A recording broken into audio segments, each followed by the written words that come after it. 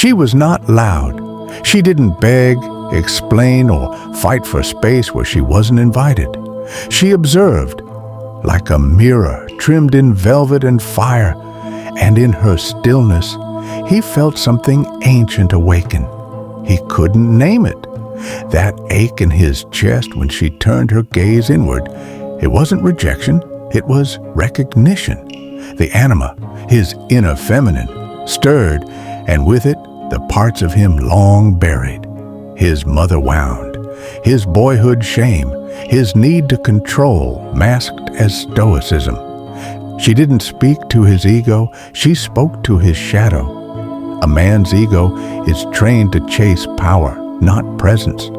But when presence is paired with mystery, the kind that doesn't need him, confusion takes root.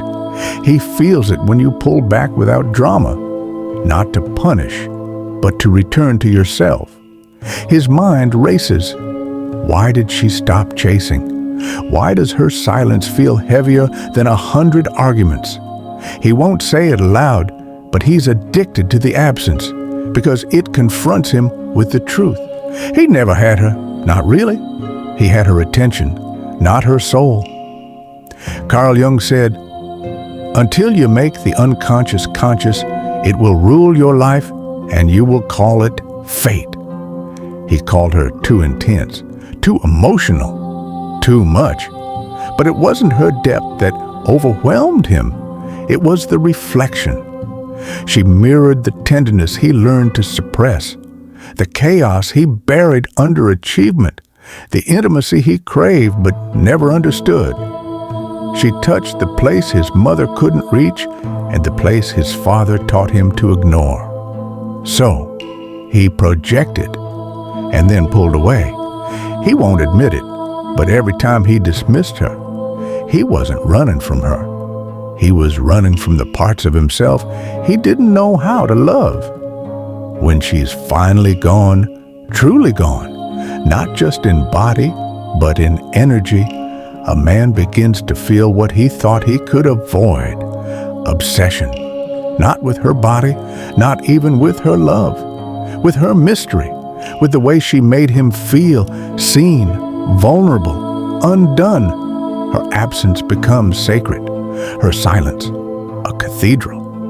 He checks her last message, watches the stories she no longer posts, tells himself he's over it, while secretly crafting a fantasy of who she was, forgetting that he never bothered to know her.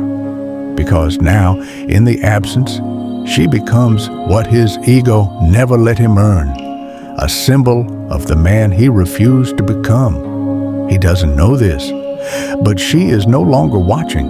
She no longer explains, softens, or hopes. The woman who once held space for his becoming has outgrown the role of his mirror. She no longer wants to be understood, only to be free, and freedom requires detachment. That's the truth he can't admit. He never lost her. He lost the version of himself that she once believed in. Slow fade to black, soft echoing breath, a final bell chime.